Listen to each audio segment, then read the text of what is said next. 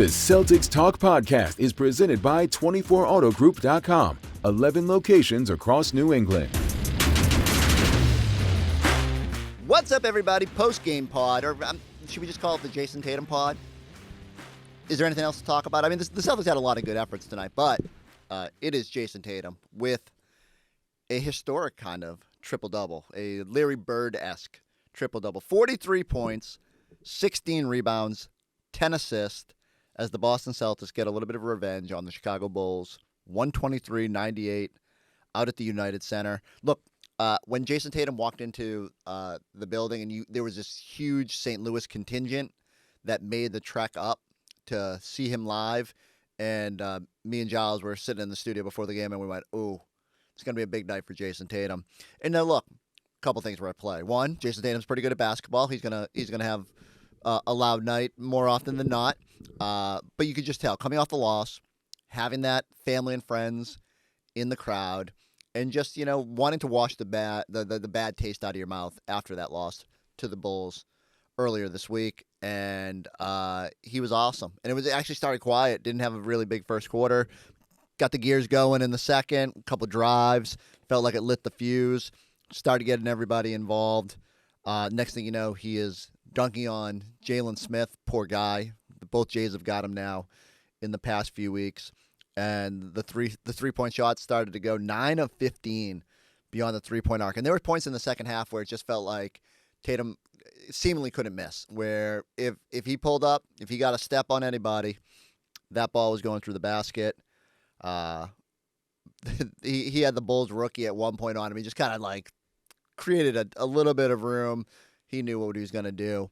And so this is the first 40-point triple-double by a Celtic player since Larry Bird. It's like we did the graphic on Postgame Live, just a historic group of people that have done this. Tatum is one of only two, I believe James Harden the other one, to do it while making at least 8 3-pointers. He was awesome. There's no way around it. It's funny, we in our pregame show we were talking about ESPN did its straw poll, and Tatum was fourth, a distant fourth, behind, let's see, it would have gone Jokic, SGA, Giannis in the early polling of 100 media members about who is MVP this season. And we didn't really argue it. It kind of makes sense. The Joker has been just amazing in Denver, even though he's kind of trying to will that team on his own. And if you look at the on-off splits, it's ridiculous. So with the numbers he's putting up, with the way the team thrives when he's out there, it's hard not to think that Jokic is kind of steamrolling towards another MVP award. SGA is going to be interesting because if the Thunder end up as the top seed in the Western Conference and he's playing to the level that he has, the success of that team could be enough to sort of challenge Jokic for that spot. And then, we'll see. Like, Giannis is obviously got the Bucks playing better, has put up some pretty crazy numbers. And then there's just Tatum, who, the success of the Celtics is a curse and a blessing because they have such a deep roster. We invariably diminish a little bit of what he does, and yet he has nights like this where you're like, oh yeah, like he's the best player on the best team. They have the trophy to prove it. And whilst you can certainly say like there's a luxury in having a Jaylen Brown out there who was just phenomenal through that playoff run last year, and it takes a lot of pressure off of him. It's a luxury to have a healthy Kristaps Porzingis and what he does. Drew Holiday, Derek White, most nights. Poor Derek's going through a little bit of this. I don't even know what to say. Like late 2024 slump here. He had a late 2023 slump too that might have hindered his All-Star case. I'm pretty sure he'll figure it out as well. But the point here is that Tatum is blessed to have the best top 6 in the NBA around him. He's blessed to have the best top 9 in the NBA around him. But while he doesn't have to shoulder maybe the sort of load that a Jokic does, we diminish a little bit of what he does because they're able to spread it out, that he just makes the right play. No more so than tonight where, there were a lot of instances where he would, push the ball up the court, get guys good looks, use the attention drawn on him to create an opportunity for someone else. And I was saying in our pregame show, part of the reason he's lingering fourth is because the shooting numbers are a little bit down. He hasn't been as efficient, even though the scoring is up a bit from last year. But I think he was at 9 rebounds per game coming into this one, so that's going to go up a little bit. Was at 5.5 assists per game. That's going to get a little bit of a jolt as well. He's finding different ways to impact the game, and we always kind of forget like how good he is defensively, despite how much he has to expend on the offensive end. So I wish we could run another straw poll right now. I don't know if he would shimmy up past any of these guys. I think you can make a case that he deserves to be maybe in that third spot, but I'm not going to argue because Giannis the numbers have been really good, and they're surging, and we're prisoners of the moment. So we'll overreact to how teams are playing. But yeah, like this was the sort of you could bottle this one up, and when you need to remind MVP voters why Jayson Tatum is in that conversation, this one is the poster child for how he can impact the game. And again, like he started slow, and I think he had 3 first quarter points. He was at one point he was shaking his wrist in the second quarter. He got bumped or something going to the hoop, and then all of a sudden the floodgates opened, and that's what happens. Like once he feels like he's on a different level, good luck, because there was no stopping him going to the basket. He was either going to make the right play and get someone an easy bucket or finish it. And once the 3-point shot started falling, a pretty fun night. The best moment was he was on 9 assists, and the Celtics were starting to stretch the lead out, and he's one of those moments where you're like, are they going to put him back in there? And Joe Mazzulla even admitted in his post-game press conference, he said, there's been times last season before that where he wasn't acutely aware of like how close a guy was to whether it was a triple-double, a double-double, a big 30-point night, whatever. But he was aware here. And so he said Tatum didn't have to lobby him to go back in or anything. They just put him in there. Tatum gets in, hits a 3, and you're thinking, okay, you're pumping up that scoring total over 40 points, but you need the assist, and luckily got it. Didn't have to wait too long. Got a feed to Kristaps Porzingis. Ironically, he took with 3:27 to go. He launched the 3, and it literally got lodged, the wedgie in the basket. And about the only thing that went wrong for Jayson Tatum and the Celtics on this night. A nice palate cleanser from what we saw against the Bulls earlier this week. A few other little things, and the Celtics are now 6-0 after a loss this season, and I think their differential is up to like plus 18 points per game in those wins. One of the things I love most about this team is their resiliencies. See the pun I'm trying to make there. They don't linger on losses. They find a way to move past it. Last season, never more than a 2-game losing streak. I think they had 4 2-game losing streaks. Never let it fester. Always found a way to move on. This season, still have not lost consecutive games. They don't get snagged when they hit a bump in the road. They just sort of dust themselves off and come back better, a little bit more focused, and a little bit ready to remind the rest of the league how good they are. And you just sort of felt going into this one that they were going to find a way to really impose their will. And man, Tatum did that. I mentioned Derek White, going through it a little bit. Let's check the final stat line here. 3 of 12, 0 of 6 beyond the 3-point arc. Still plus 6, which is just the most Derek White thing ever. 8 points. There was one sequence where he missed a 3. They got 2 offensive rebounds, kicked it out, missed from the same spot, then went to the corner, missed from there. And you could just see Derek like, it happens. He's going through it the last couple of games. It's the only reason I feel bad is that he's been so good for so much of the season. It felt like he had some momentum for an All-Star berth. The same thing happened last year. I think it was a little later, maybe into January, and he just hit a little downturn right around the time that coaches were starting to get their ballots and vote for Eastern Conference reserves. I hope we don't. I hope he's able to shake this quick, because he'll be in that conversation, and the Celtics deserve consideration, even though the Eastern Conference is flush with talent, and it's going to be tough for the Celtics to muscle 3 spots on a 12-man roster.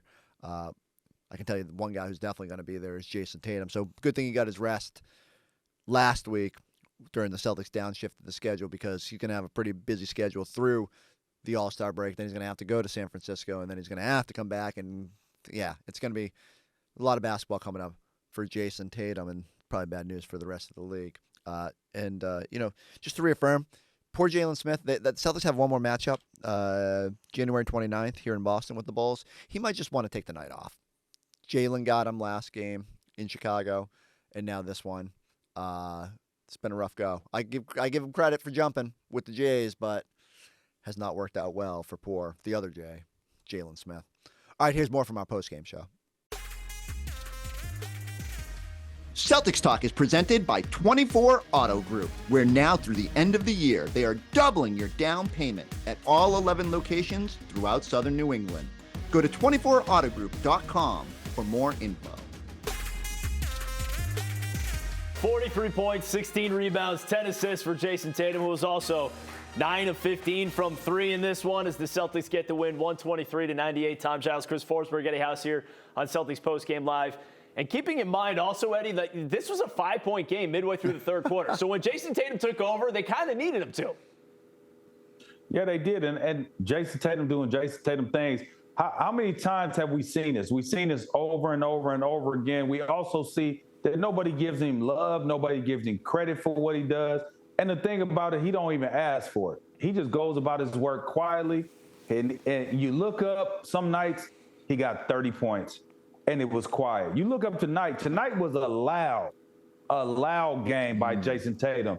And when he plays like this, I don't know if there is a team or a player that can stop him. Because when he's engaged defensively, offensively, offense usually comes a little easier. I love the 16 rebounds. As soon as we saw that contingent from St. Louis had made their way to the United Center, we were like, oh boy, it's going to be a night for Jayson Tatum. And you know that loss the other night was sticking with him. But he was just so dominant in this game. So I need two things. One, I need ESPN to run another straw poll tonight because I have a feeling Jayson Tatum's going to shimmy up that MVP leaderboard after a night like that, just in case you were wondering how good he can be as the best player on the best team in the NBA. And the other thing is I need Jalen Smith to I think he's going to come down with a sore knee or something. One more game, January 29th. Just stay away from the Jays, man. It's a bad situation every time you go up there with one of those dudes. Yeah, Drew Carter pointed out. Jalen Smith was on the receiving end when Jaylen Brown had that monster dunk against him last time they played in Chicago. And we'll show you that coming up later. But we also have to take a look at this rarefied air here. Presented by the Massachusetts Health Connector. Everyone needs health insurance. Find a plan for the new year that gets you the care you need and help paying for it by December 23rd at mahealthconnector.org. Look at this list. 40-plus points, 15 rebounds, 10 assists in a single game.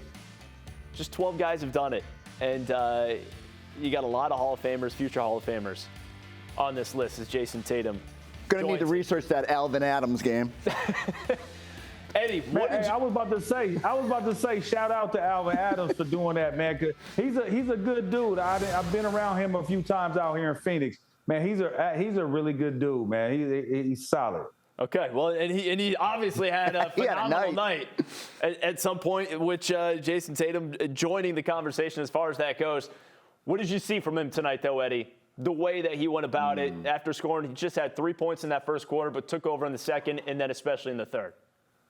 Super efficient, and I thought once he gets going and gets to the rim and he sees things going in, he starts dunking on people, then that three just opens up. I think that's what really started it. And sometimes you don't like to get the game started by the three or by your jump shot. You really want to get to the basket and get where you want to get and see easy things go in. But I think it started with that pass right there is another way you could tell somebody's engaged, right? Not only he got the 16 rebounds, but that pass in itself lets me know that he's seeing the game. The game was wide open for him, and he just took advantage of any situation he got. Right there, Vucevic not stepping up, taking the three, and then there's another dunk. Oh, look at the in and out, and then the layup. I mean, he had whatever he wanted, and then take this with you. And then it's also, that's like a mind your business dunk. That's a dunk that tell you, mind your business. You need to stay where you was at. You don't need to be over here in my business because I'm finna dunk on you. But he just had a hell of a overall game. I think an all-around game. To me, not the 43 points, yeah, we know that he was on fire, but I think this was his best overall game. of the season. It's easy to forget, but the first part of this game was super clunky, right? Like, guys are missing dunks, air balls, threes everywhere. It was Tatum that really settled everything down for the Celtics. But even late in the first half, he was shaking that wrist after, like, he drove and he kind of got hit. And I'm thinking, oh man, is he going to have to like battle through that? Well, I don't know. Once he got downhill, once he saw a couple go in, and then he's got the assist going, and everything just sort of took off from there. But I love that balance where he lights the fuse with being aggressive, going to the basket, sees the ball go in a few times. All of a sudden, again, everyone else involved. That's keying all the runs, and then that three-point shot. Like, there were some attempts there in the second half where he just, stepped into it with confidence, and it's good to see because that three-point number again has been down a little bit this season, below his career average. Got a nice little boost tonight. Hey, he only had 2 threes in that first half and then 7 in the second half. And again, they needed him in that third quarter. We got Jayson Tatum standing by with Abby Chin back at the United Center. Jayson, what a game by you on World Basketball Day. 43 points, 16 and 10. First 40-point triple-double by a Celtic since Larry Bird. You started taking over in the second quarter. What were you seeing? It's a long game. You try to find ways to pick your spots, pick your stretches, especially on a team that's this good. We got so many guys that can do so many things offensively. It's just all about finding your moments to, dominate the game. And Joe always just tries to get me to, dominate and amplify my teammates and, make guys better in different ways. Yeah, what goes through your mind? Yeah, but what goes through your mind in those moments, and when do you decide to take over? You're a basketball player. I played a lot of games in my life. It's a field thing. You find moments where defense opens up, you attack, you read what they're doing.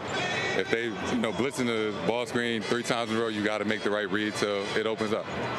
You guys, you had a huge third quarter specifically, and that's when you really opened this game up. What changed after the break? Some nights just feel really good. Shot going in. The ball is finding you in right spots. The big guys, KP and Al and Luke, they do a good job of screening, and we got guys that space the floor. So, you help too much, I kick it out. If you don't, I get to do my thing. You guys haven't dropped consecutive games yet this season. I know it's a small sample size, but you bounce back and you bounce back in big ways. What does that say about this team? Great teams respond. We're not going to be perfect. We're not going to win every game. It's going to be some tough nights, but, we're champions. And one thing we do well is respond, and we've shown that over the course of the last few years. Jayson, thank you. Congratulations. Thank you. All right, so Jayson Tatum again, 43 points, 16 rebounds, 10 assists as the Celtics get the win, 123-98. We got Drew and Scal joining us now. And we saw before the game, too. Celtics tweeting out the picture. You had the St. Louis crew in the building as well, so they were in attendance. But you guys with front row seats, I would have to imagine that was an enjoyable one. Yeah, Giles, I would say, Scal was all over it from the jump. This is the type of game that Jayson Tatum can dominate. You look at this Bulls team, Scal, their defense, especially on the perimeter, is not great, and then they don't have a lot of rim protection. It just seemed like Jayson Tatum was kind of lying in wait, like ready to pounce, and then really in that third quarter is when he just dominated the game. Yeah, I think it started in the second quarter. You could just tell, like, he had a really good control of the game, especially in the first, moving the ball, making simple plays. They weren't leading to assists, but it was just nice and easy for him. And then all of a sudden, 2 threes. You know how Tatum is. He could score in bunches, just like we saw in that third, and then he carried that momentum all the way to get the 40-point triple-double. They brought him back in with about 7.5 minutes left in the fourth quarter, which is normal. But at that point, the Celtics were winning pretty comfortably, and Tatum was 1 assist away from a triple-double. He comes in immediately, makes another 3. I'm thinking, I wonder if he goes in the huddle and says, hey, guys, I need an assist, not another made basket. I got enough of those already. He ends up with 9 threes. And for a Celtics team that did not shoot the basketball well at all Thursday, it kind of felt like Tatum just came out and said, we're not missing all those shots again tonight. Yeah, but they had better offensive balance today, better defensive balance as well. Like, they played harder today. They took care of the ball. They got back on defense. There were so many good things about this game. The highlight of Tatum and what he did, that shows, what he's capable of. But the team played 100%, 1,000% better across the board when you look at the way that we played today. Now 6-0 following a loss this year, Scal, and this is the 3rd time in a row where the game after the Celtics lost, they gave up fewer than 100 points to the next opponent. Now, we saw the schedule before the game. It's not a murderer's row, but do you think there's something to that, Scal, where they come out after a loss more hungry? Yeah, I think they get reminded, like, all right, we got to lock in. And, you know, sometimes when teams lose, the coach, you know, could drive home a point a little bit better, a little bit cleaner. You know, when you start winning, or, you know, like that, the weird schedule that we had where there were so many days off, you know, are you motivating the guys? And, you know, there's some nights when, you know, they feel like they can flip a switch, and they have done it at times. It was that night, you know, the last game, not this game, where in the fourth quarter they were thinking they could flip a switch, and it was too late. But tonight it was close to a 48-minute, pretty good ball game. Won the rebounding battle 58-43. Points in the paint dominated 60-38. Just a thorough performance from the Celtics today, Giles. And Jayson Tatum, the catalyst. And one quick thing on the way out. Rest in peace to the greatest leadoff hitter of all time, Ricky Henderson. I know that's Eddie House's guy. RIP to the legend. Honestly, he didn't start off the game crazy hot, right? I don't know. It was kind of felt like he kind of just was playing like in a rhythm, and then all of a sudden once he starts hitting shots, getting to the hoop, hitting another shot, it was like an avalanche, and a beautiful overall game from him. Even though it looks like they stole a couple of my rebounds and gave it to him, but it's okay, you know, it's JT. I feel like I have to get like, for me, I'm the only player maybe in the NBA that has to get like 12 or 13 rebounds to get a double-double. Like, this is insane. So, but it's okay. He has a incredible triple-double, and yeah, he played amazing tonight. How cool is that for him to have that kind of game, that it does like come within the game, and that he's not going out there? Yeah, those are the best kind of games when like you're not forcing anything. He wasn't forcing anything. He was just making the right play, and most of the time making the right play is just him attacking, him creating something for us, you know. And tonight he did that at a super high level, and man, honestly, like the way he plays is just so pretty. Like, man, everything. He's, you know, he is who he is for a reason, you know, and tonight was a beautiful game from him. Joe was saying that sometimes because of all the talent on his team, it seems like he can be taken for granted, like nationally. Do you feel like as his teammate, maybe people aren't realizing how much attention he's drawing, or just how much he does impact the game, even when it's not, you know, this kind of performance that obviously everybody notices? Yeah, no, 100%. Joe's right. He's you know, he's not like a PR player. Like, he doesn't do everything just for PR. Like, he actually plays the right way. Like, he doesn't need to always score 50, or like he's not hungry for he's hungry for winning, and there's like a big difference. And I think, yeah, of course, a lot of people taking for granted. I think a big like thing I love about him is like, man, when he's like his hands and stuff, the way he grabs rebounds and get his hands on balls, like it's unbelievable, you know, and that's an underrated aspect of his game, I feel like, and he's able to do it all on the basketball court, and that's the beautiful part about him. Like, he can guard anybody, and you know, dish out 10 assists like this, and steal some rebounds from me, but he's overall he's unbelievable player that goes under the radar a lot of times. What's the difference between tonight and Thursday? Good question. I don't know. Maybe, I mean, for sure, like Zach LaVine didn't have the same quality game he had, you know, the other night, where he was hitting some tough shots, like big buckets. And then we played a little bit better. Obviously, JT is a big part of tonight, but also we didn't shoot incredible tonight, or nothing really major shifted, you know, but. Yeah, they just had a little bit off night maybe, and we had a little bit better night, and the result is completely different. There's an emphasis on scoring in the paint, like you and other guys attacking the rim. A lot of missed dunks and stuff, but it was just guys were really aggressive in the paint. Us? Yeah. No, honestly, no. We just played our game. We take what, like, you know, what they try to take away. Okay, we have so many weapons so many things that we can go to. And yeah, we just play our game. Honestly, we didn't have any specific game plan, or like, I know other teams do that for us for sure, but we didn't do it for sure. You said last last week that you were not maybe 100% back as far as your rhythm and everything. How do you feel now? It seemed like you were pretty aggressive, comfortable, but where are you feeling kind of on the spectrum of your normal self? Still getting there, honestly, still getting there. I'm like, I want to feel even better. I know I'm playing a little bit better, but like my percentages are not perfect, not feeling my shot perfect yet. Like, of course, I'm being like a little bit critical, but I know I can play much better. Decision making is okay, getting there, but I think shooting and a little bit more, even better, like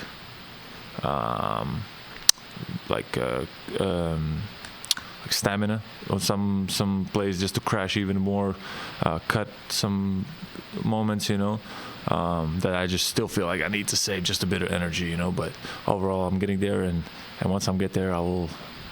You'll know, and I'll let you know. So. What does it say about this group? You guys haven't dropped consecutive games yet this season. Yeah, it's not like a big emphasis for us, honestly, but I think it's like our pride, no? We especially playing the same team twice. We didn't want to lose another one to them. Obviously, it's a pride thing for us also, but. And we're also, what I like about this group, we don't overreact to stuff. We don't overreact to a loss.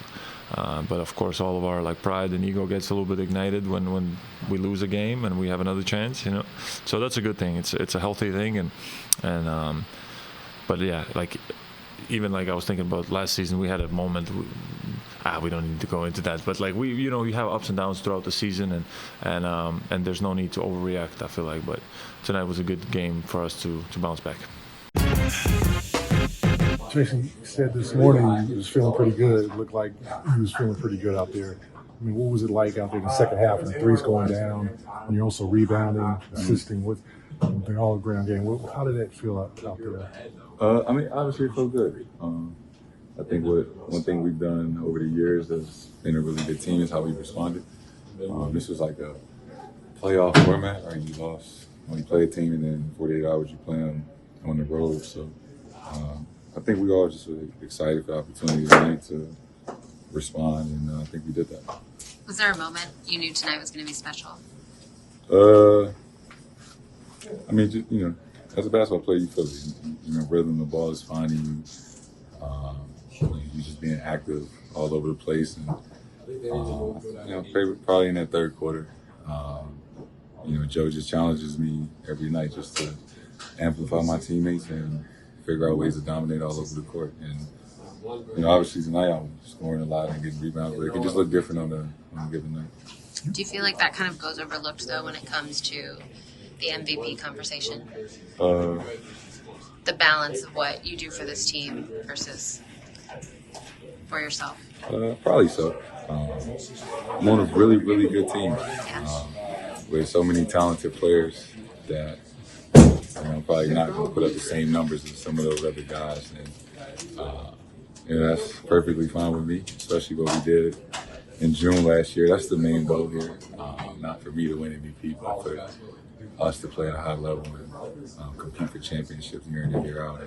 If I accomplish that along the way, then that would be amazing. But the main goal is for everybody to feel involved and everybody to play a part in us doing something special.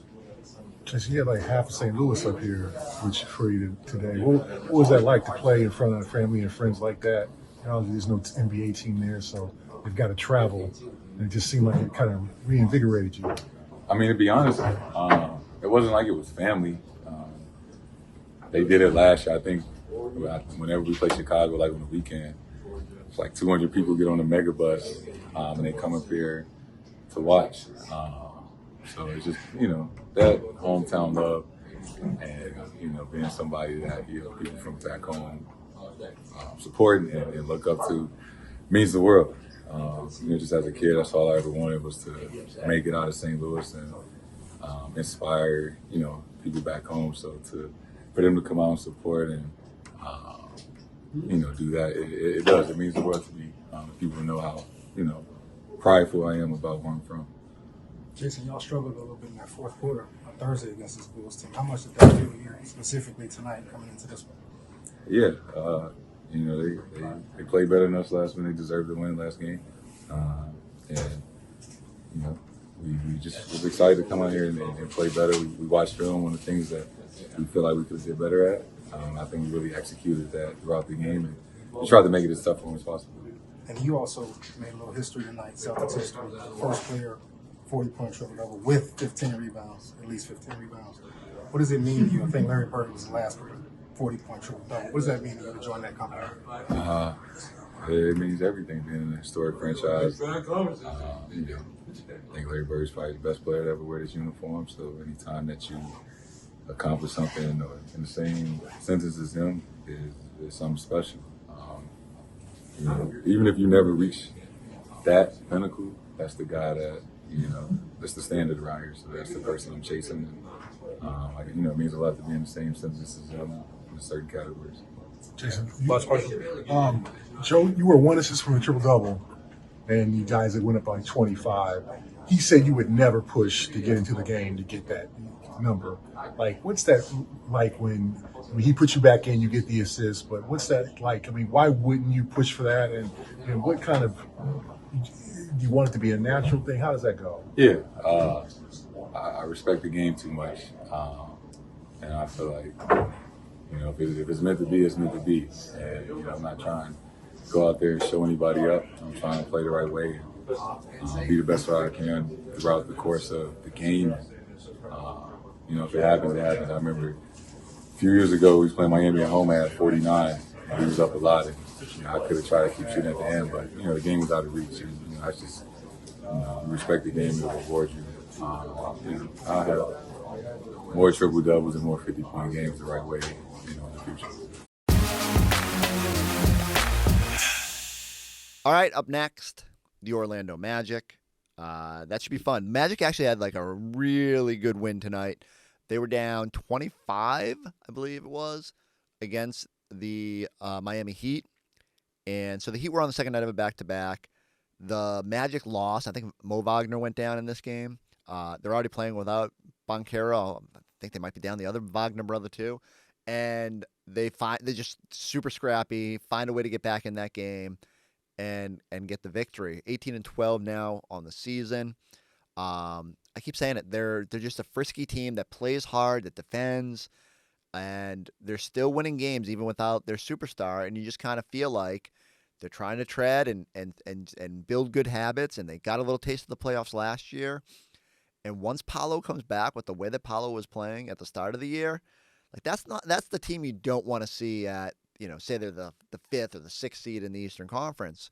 That's a tough matchup for a team at the top of the ladder to have to play them and deal with that if they're healthy and playing even better and if they gain more experience this year. So I can tell you, like, regardless of who's out there, for the Magic, they're going to be fired up. They're going to see Boston as a measuring stick, and the Celtics have got to be ready to sort of match that energy. You start looking at the schedule through the end of 2024 here, and it's Magic. So Celtics kind of gotta just make sure they keep that energy where it was tonight in Chicago. Come home, you're playing Philly on Christmas Day. Philly is obviously got some issues, but we'll see who ends up being out there for them. Was watching some of their game against the Cavs tonight. All I watch is Yabusele because it's so much fun to see him back in the NBA. But Paul George looked good for stretches, and so we'll see. We'll see what superstars they have on the court and how competitive that game is. They've got some stuff to figure out. Double dip with the Pacers. You got the Raptors on New Year's Eve, and then it gets really interesting going back out west. 2 different trips in January. So Celtics have got to be ready. Challenges, regardless of who it is, even if the sexier matchups are waiting in January. Celtics got to finish the year strong. 22-6 now, creeping a little closer to trying to catch Cleveland at the top of the Eastern Conference standings. All right, so I need you to go all like, subscribe, check us out on the YouTube page. If you can find our post-game show from tonight, I'm glad we got it. So I don't know if you all know, Eddie House is a gigantic Ricky Henderson fan. We're all a little bit stung by the, way too soon passing of Ricky Henderson. I told the story on our program, but, I get it. Eddie was a Bay Area kid, Oakland A's fan, and just really grew up idolizing Ricky Henderson, and always felt like he was going to be Ricky Henderson until he decided to play basketball, and that worked out pretty well for Eddie. And here I am, a couple years younger, but 3,000 miles away, and the Red Sox weren't very fun to watch, but Ricky Henderson was one of my favorite players. And I know like the A's were good overall. They had a loaded lineup, the Bash brothers and all that. But I loved the way Ricky played, the stolen bases. I do think, to kind of bring this conversation full circle, Christmas coming up, I think I got the batting gloves one year, the lime green, that Ricky would be tugging when he went to the plate. And this one stings. My favorite memory is when I was a kid. I wrote it down here. June 29th, 1990. My parents took me up to the Sky Dome, which had just opened, and I brought all my A's gear. I had like a batting practice shirt or something, and I was in a sea of Blue Jay gear. I sat in I think it was like the second level, watched Dave Stewart throw a no-hitter for the Oakland A's. Ricky Henderson hit a 2-run home run as part of that. I think, put him up like 4-0 late in the game. And it was an amazing experience to be a part of. And it's sad. It's a sad day. Ricky Henderson was awesome. I had that cup of coffee with the Red Sox too. But yeah, so one of the most enjoyable players to watch. And so we don't get a chance to cross over here and reflect on that. That was probably the last time I watched a baseball game, was the Ricky Henderson era. So we'll try to keep it to basketball moving forward. But we had to throw that in because it's he transcended sports and all that. So like I said, go like, subscribe. We'll catch you next time on the Celtics Talk podcast.